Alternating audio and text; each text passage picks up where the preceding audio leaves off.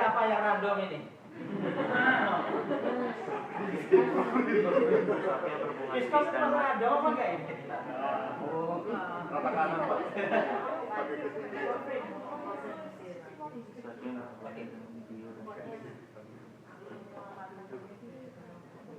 Mata kuliah atau sesuatu yang sensitif itu adalah sesuatu yang sering disebut dengan random, ya. Jadi sampai ketika main bola itu bisa terprediksi kan? Makanya akhirnya ada taruhan di situ kan? Karena asiknya adalah karena memprediksi itu. Pemilihan presiden itu random juga ya? Berarti pemilihan presiden kemarin random juga ya? Gini, banyak orang tidak suka random, banyak orang tidak pingin karena ini tidak terprediksi. Kalau tidak terprediksi, apa gunanya kita belajar? Kita belajar sekarang ini, kita kuliah sampai capek, sampai bermalam-malam. Tujuannya adalah memprediksi apa yang terjadi di sekitar kita. Tujuannya seperti itu. Tapi ketika ada kasus random, membuat kita menjadi sama sekali tidak ngerti. Saya pakai ilmu apa untuk memprediksi? Misalkan kejadian politik. Apa kejadian politik itu random? Mampukah orang-orang fisik itu memprediksi kejadian yang akan datang? Ketika dia tidak mampu memprediksi, maka itu termasuk bilangan random. Ketika dia mampu memprediksi, apalagi mampu mengarahkan, mampu membranding, mampu membuat sesuatu itu punya satu pendapat, maka ini sudah tidak random lagi. Maksudnya begini. Beberapa orang pingin, beberapa orang berusaha untuk membuat yang alam ini random, yang dinamika kita itu random, itu dipaksa pada sebuah keteraturan. Salah satu contoh ketika flash. Bisa jadi ini random jika dibiarkan begitu saja. Tapi kemudian ada kekuatan yang membranding tertentu, misalkan begitu. Sehingga ini menjadi tidak random lagi, sehingga ini menjadi sesuatu yang bisa terprediksikan. Paham? Malah ada sesuatu yang terprediksi akhirnya menjadi random. Jadi misalkan orang yang salah dihukum begini, itu harusnya sudah jelas kan? Enggak jelas, sudah jelas. Tapi kadang-kadang yang dihukum kan ini tidak dihukum, gitu. Aneh kan? Jadi ada sesuatu yang harusnya fix, sistem harusnya sudah terprediksikan, meskipun kadang-kadang terprediksikan dalam tentang range tertentu. Tiba-tiba jadi random, jadi tidak jelas kan? Ketidakjelasan ini menjadikan kita tidak nyaman. Menjadikan kita tidak nyaman. Oke, kapan sampai mengalami kasus random? Ketika milih calon pasangan random ya?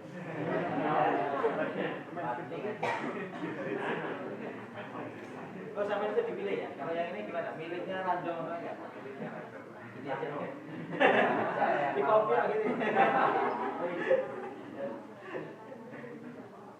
Sampai pasti pingin sesuatu, sampai mencoba mengumpulkan parameter, begitu, untuk calon istri, nggak bisa begitu ya.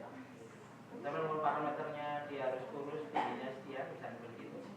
Terus dia harus pintar masak, nggak boleh keliru kayak tadi dia. Misalkan seperti itu dan seterusnya. Ketika sudah difilter begini, oh ternyata muncullah nama si A. Ketika si A sampai bertaruh ya, tidak boleh pacaran.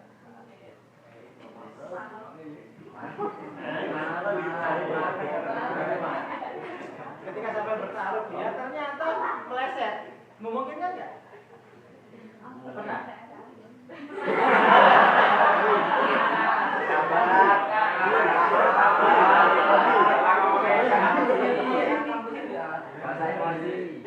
Permasalahannya artinya, apakah ketika kita menemukan random itu parameter kita kurang bagus, atau ketika kita menemukan bahwa kasus ini random adalah karena tadi parameternya nggak lengkap, atau karena memang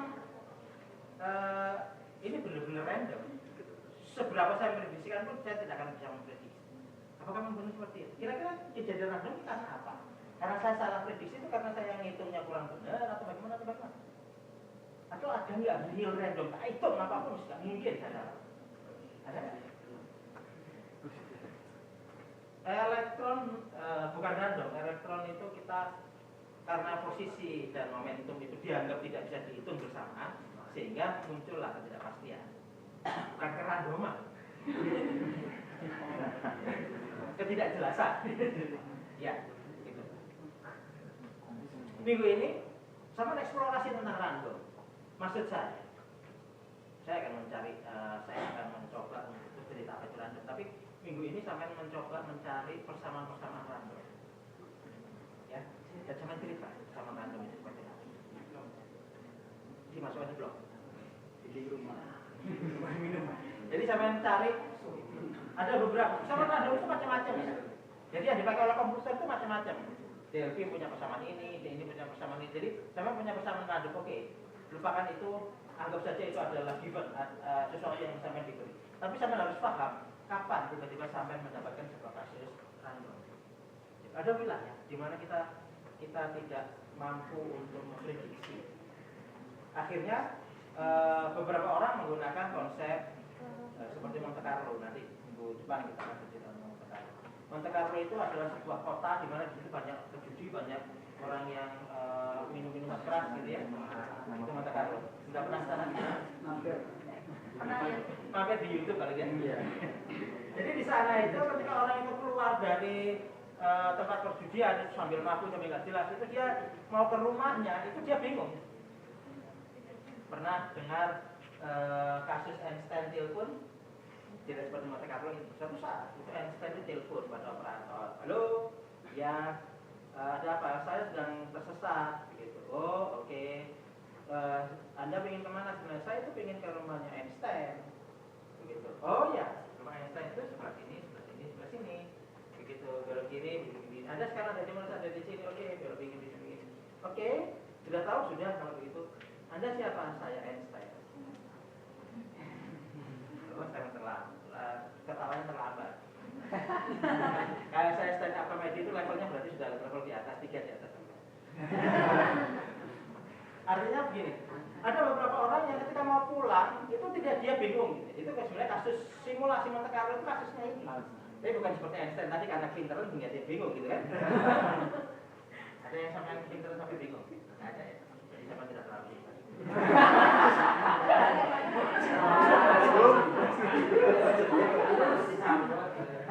Oke. Si Monte Carlo tadi itu ceritanya ada orang-orang yang ada di Monte Carlo setiap kali mau pulang itu dia bingung jalannya. Ketika dia lewat jalan sambil sempoyongan mabuk gitu, dia lihat ada jalan sana, ada jalan sana, ada jalan sana, dia kemudian ngetos dan oh 4, 1, 2, 3, 4, dia jalan. Sampai di persimpangan jalan lagi dia ngetos lagi mata uang 1, ya gitu. Nah, sampai akhirnya dia mau nyampe mau enggak itu terserah bagaimana nasib dia melemparkan dadu-nya kan. Jangan-jangan dia malah ke kebun binatang gitu di depannya kandang singa. Ini yang Monte Carlo. Pak, ada sebuah keadaan yang akhirnya karena kita nggak tahu dibagikan dengan sebuah bilangan. Bilangan random ini menjadi sebuah bilangan penting. Tapi diyakini oleh seluruh alam semesta ini, orang-orang random itu, saya sering mengatakan begini, orang yang percaya bahwa random itu ada, maka akhirlah dia.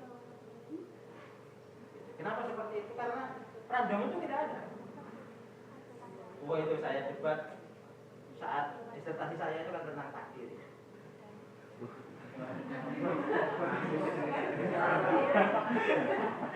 menarik.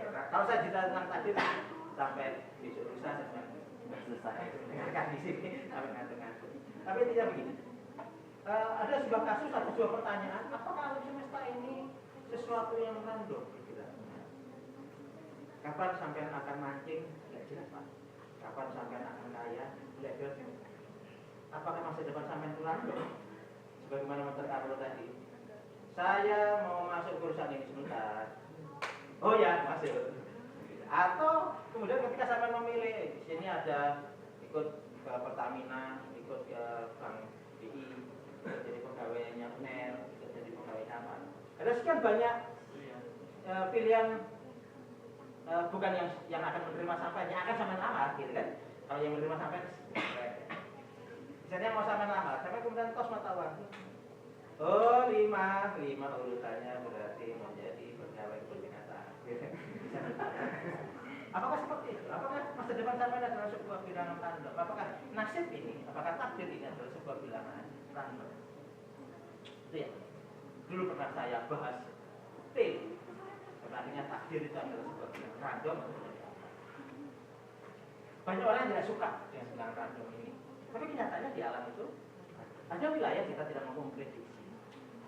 Sama dengan ketika kita melempar. Sehingga beberapa orang menganggap bahwa banyak di alam ini peristiwanya adalah peristiwa yang tidak terprediksikan, tapi dipaksa untuk bisa diprediksikan. Apakah sampai nanti akan jadi manajer? Nggak jelas. Paksa diri sampai menjadi seorang manajer.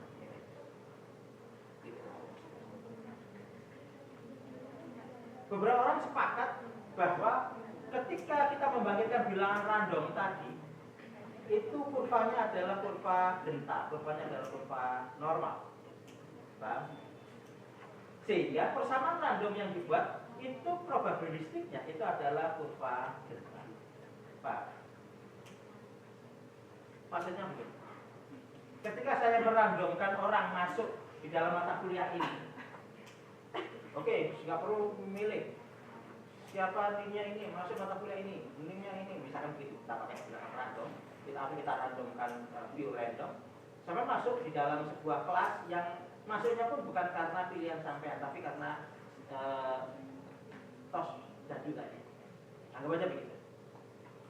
Setelah sampai masuk, hasil dari random ini ketika dites, maka kemampuan yang pinter itu sedikit, yang tengah-tengah itu banyak, yang tidak pinter itu sedikit. Pasti mengikuti kurva genta. Paham?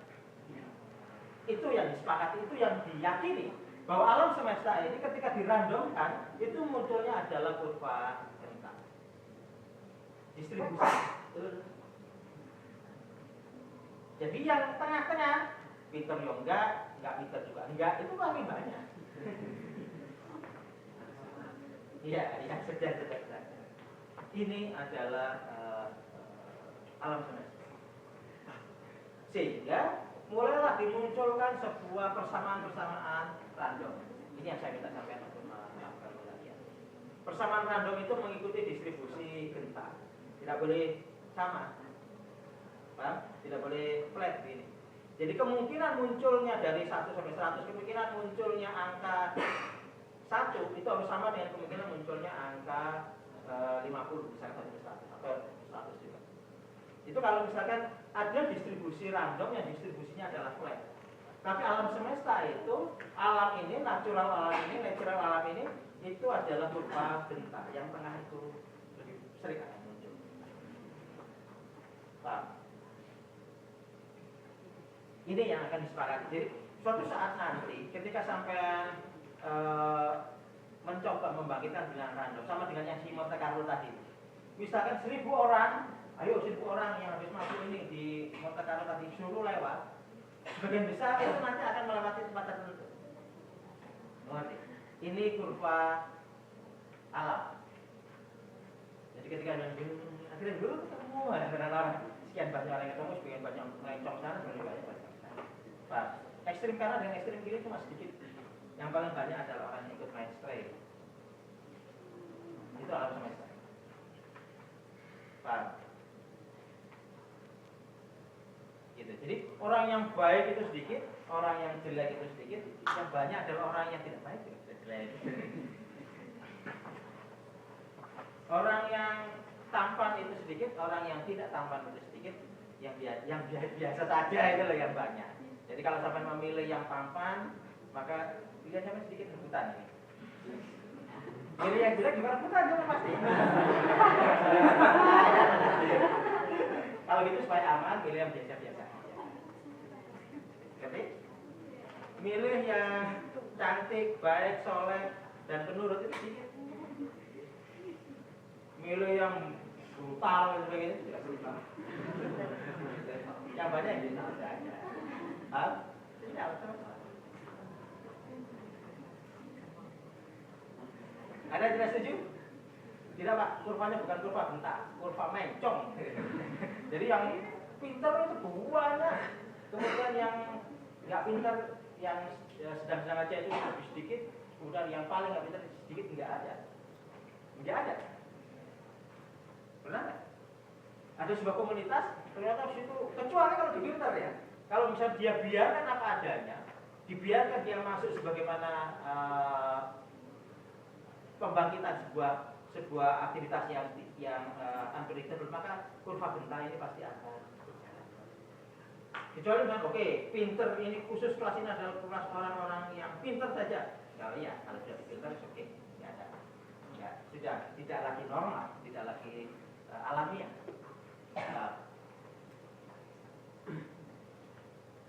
Ada pertanyaan? Yuk. Ada sebuah pernyataan Stephen Hawking yang cukup menarik. Stephen Hawking itu mengatakan bahwa, dan ini sebenarnya saya berposisi tidak manusia ini dikontrol oleh sekitar 10 pangkat sekian, saya agak lupa tepatnya, parameter, kata Stephen Hawking. Kalau kita bisa memprediksikan semuanya, maka saya akan tahu kapan dia meninggal, kapan dia akan menghembuskan nafas terakhir, di tempat mana, dan sebagainya. Kata dia seperti itu. Saya berposisi yang tidak sepakat. Random itu bukan karena banyaknya parameter. Kita tidak bisa memprediksi bukan karena banyaknya parameter. Begitu. Wah, jangan sampai saya terjebak pada bicara tadi. Aja. Jadi, apakah kematian itu bila random gitu ya? Saya katakan tadi, berdasarkan keyakinan saya, random tidak ada. Yang besar itu sudah punya hukum terhadap alam semesta. Perkara kita tidak mampu mensensor itu satu beda. Ya. Ketika ada pertanyaan, apakah mampunya itu membuat sesuatu yangnya sendiri tidak mampu mengendalikan? Tidak ada. Semua terkendali. Gitu. Semua rule of the game alam semesta ini, kenapa batu itu jatuh karena ada perintah darinya, misalnya. Kapan saya mati, meskipun, kalau saya kena takdir ini. Jadi kenapa apakah memang ketika saya membunuh diri saya itu pada hari ini saya akan mati? Saya pernah debat dengan Pak Kiai, tapi nggak perlu. Ketika orang membunuh dirinya, apakah kemudian ini takdir atau memang kehendak Allah? Panjang ceritanya. Pak, saya tidak boleh terjebak itu karena itu nanti saya harus meyakinkan diskusi itu tuntas sampai tidak boleh keluar, karena kalau keluar jadi bermasalah.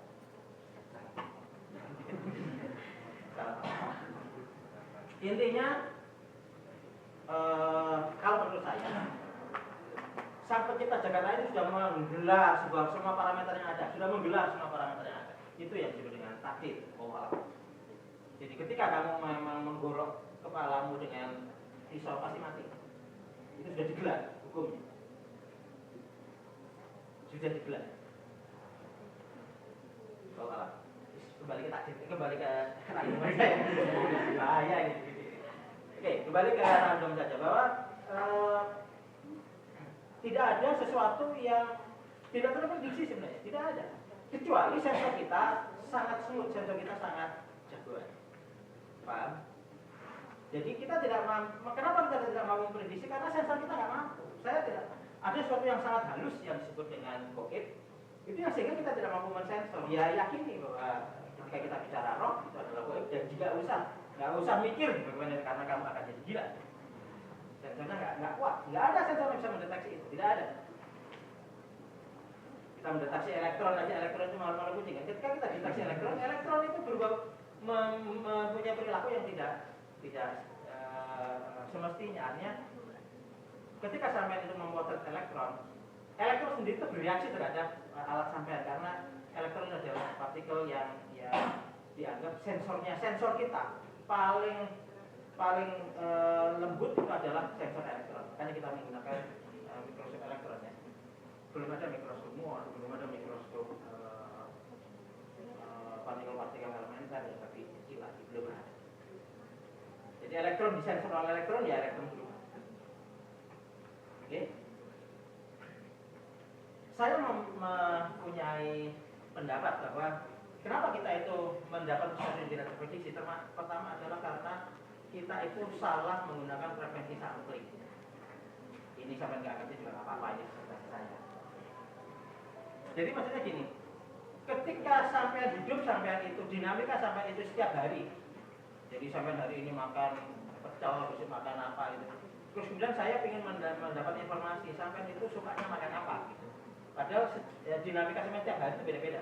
Saya mensensor sampai setiap minggu sekali, maka saya kehilangan informasi. Jadi frekuensi sampling kita salah menurut saya. Karena frekuensi sampling kita salah sehingga kita susah memprediksi. Yang kedua adalah kenapa kita mendapatkan sesuatu yang random atau tidak terprediksi, karena parameternya terlalu sedikit. Jadi seperti tadi, ketika sampai mengidentifikasi apakah akwat ini atau mbak ini baik atau tidak, parameter sama cuma 3. Apakah dia pakai baju biru, apakah dia bawa tas, dan begitu, parameter sama terlalu kecil. Gitu. Karena parameter sama terlalu kecil sehingga sama tidak bisa memprediksi apakah memang dia baik atau tidak. Pak. Kemudian yang ketiga adalah memang dia adalah wilayah sensitif. Wilayah sensitif itu memang sampai itu memang benar-benar orang-orang yang tidak jelas, gitu kan? Karena tidak jelas dari saya prediksi sekali ini si dia ini sedang mau makan pecel atau saya tidak pecel. Saya sudah nggak mau makan pecel, saya makan rawon. Oke. Besoknya karena sampai mendekati dia gitu. Ini mungkin soto. Saya datang ke sana. Kok soto? Nah, aku ini sekarang ini pengen onde-onde. Karena sama orang tidak jelas gitu. Jadi karena sama ada orang yang sensitif gitu ya. Ingat ya, itu bilangan random. Jadi hari ini ketika kita ingin membangkitkan sebuah bilangan random, ada sejarahnya bilangan random. Belum ada nih ya ceritanya. Ini adanya Papua jangan. Ya itu udah kelewat kita. Oke, itu. Jadi minggu ini sampai belajar apa itu bilangan random. Eksplorasi di blog munculkan minimal 1 pasangan random, kemudian saya cerita ini random ini saya mencoba bangkitkan bilangan random itu. Randomnya saya cek aja, saya ketika random pakai MATLAB sama random pakai, jika memang memungkinkan ya, itu lebih bagus. Jadi randomnya MATLAB, randomnya PLC, randomnya PB, randomnya Java, itu sebenarnya punya persamaan sendiri, Pak. Gitu. Dan random ini biasanya mengikuti random normal. Ketika saya menulis di DLP misalkan random 5.000, maka sebenarnya di tengah-tengahnya itu paling banyak kan 2005, Pak. Karena random alam semesta itu seperti ini. Jadi ketika kita membangkitkan bilangan random untuk mengikuti, mengerti bagaimana kejadian sesuatu yang ada, maka seakan-akan ini sudah mengikuti kaidah alam semesta, Pak. Suatu saat nanti saya bisa membangkitkan bilangan random dari peristiwa nuklir. Maksudnya seperti apa? Jadi ada sebuah kasus tadi, ini kasus Monte Carlo sedikit saya. Suatu saat itu kita melemparkan 5 juta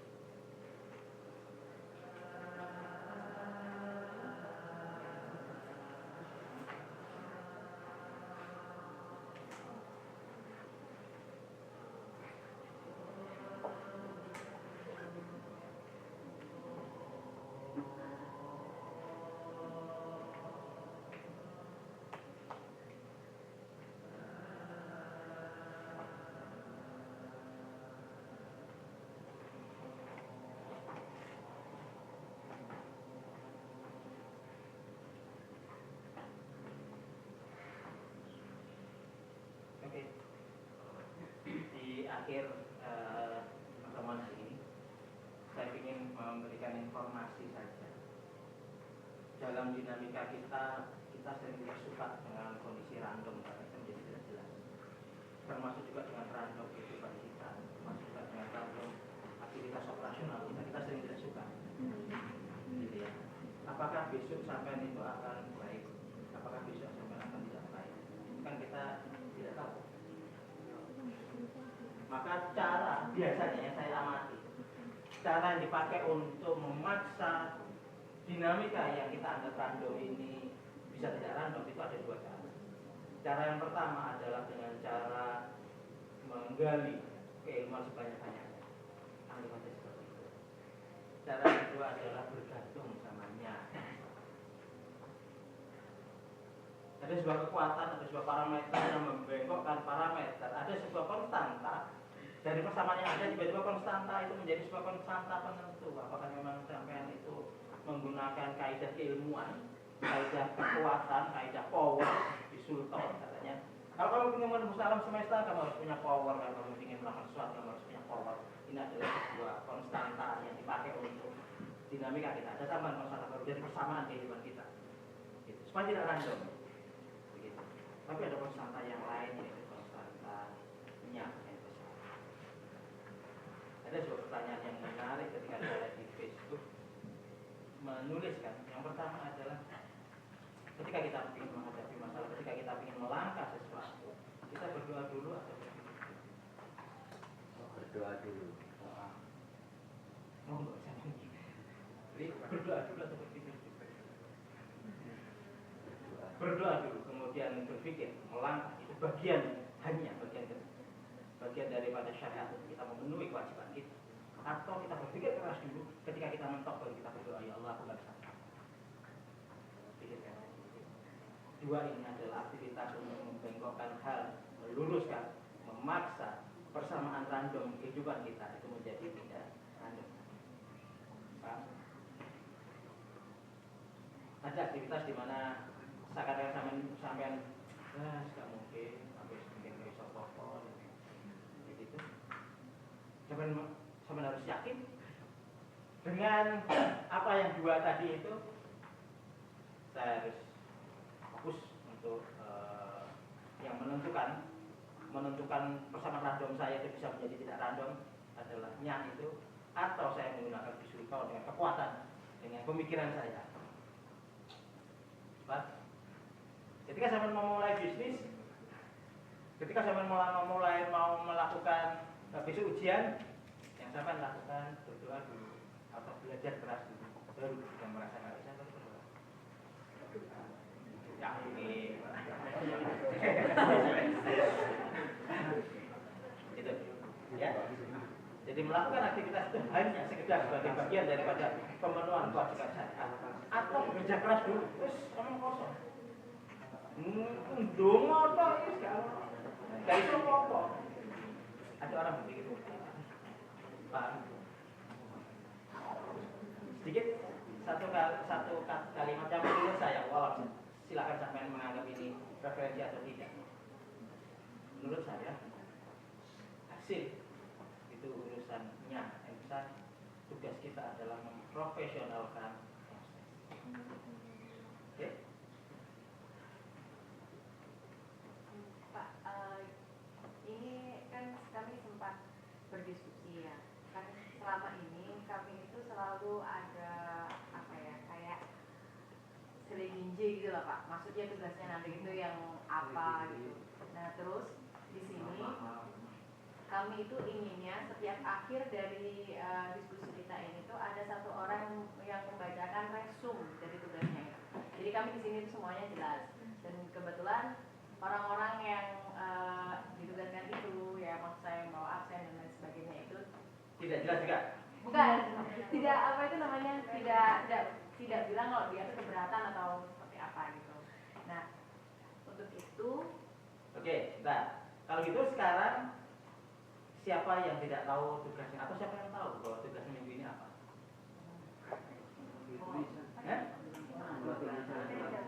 Satu orang, coba cari nanti dapat poin. Tugas minggu ini apa? Siapa yang ini itu eksplorasi tentang random, terus juga menuliskan salah satu persamaannya. sudah cukup. Oke, tolong saya diingatkan, jika memang sampai masih belum tentang itu, maka saya tanya kepada saya. Tapi yang jelas minggu ini sampean mencari bersama random, kemudian ambil salah satu dan coba cerita apa sih random, itu aja. Oke? Masih bingung? Pak, ini untuk kedepannya Pak. Tugas itu seminggu sekali. Jadi dalam seminggu ini tugasnya hanya membuat blog itu, bukan membuat aplikasi. Oke? Nulis blog itu saja. Pak, ini kalau menurut saya ini untuk kedepannya, jadi setiap kali pertemuan di akhir itu ada satu mahasiswa yang bilang untuk resum tugas itu apa gitu Pak. Oke. Saya mungkin tidak paham apa yang saya katakan, tapi intinya adalah saya mau tanya kepada teman-teman di sini, apakah seminggu ini tugasnya sudah jelas? Tadi kan sudah diceritakan bahwa tugasnya adalah mencari persamaan random dan kemudian bercerita apa itu random. Ya, oke. Jadi itu sebenarnya adalah resume daripada pertemuan hari ini. Meskipun kemudian akhirnya saya harus bercerita bahwa yang sampai alami, yang sampai diskusikan, yang sampai pelajari tentang random itu tidak sekedar sebuah angka random, tidak. Mengerti ya? Filosofi tentang random, bagaimana random, saya mencoba tadi bercerita supaya sampai tidak mendapatkan apa aja. Kalau hanya membuat persamaan random saja, oh itu nggak perlu terlalu banyak saya bercerita. Tapi ketika sampai paham apa itu Monte Carlo, apa itu UI, apa itu bilangan random, sampai nanti menjadi paham, bukan lagi menghafal. Jadi suatu saat nanti ketika di dunia kerja tiba-tiba saya membangkitkan sebuah bilangan atau saya harus membangkitkan bilangan, saya tahu di titik mana, kenapa saya harus membangkitkan bilangan. Oke, begitu. Yang tadi bertanya ada yang belum saya kasih poin? Bob itu matikan dulu. Sudah mati jangan-jangan itu dari tadi ya. Matinya yang mati.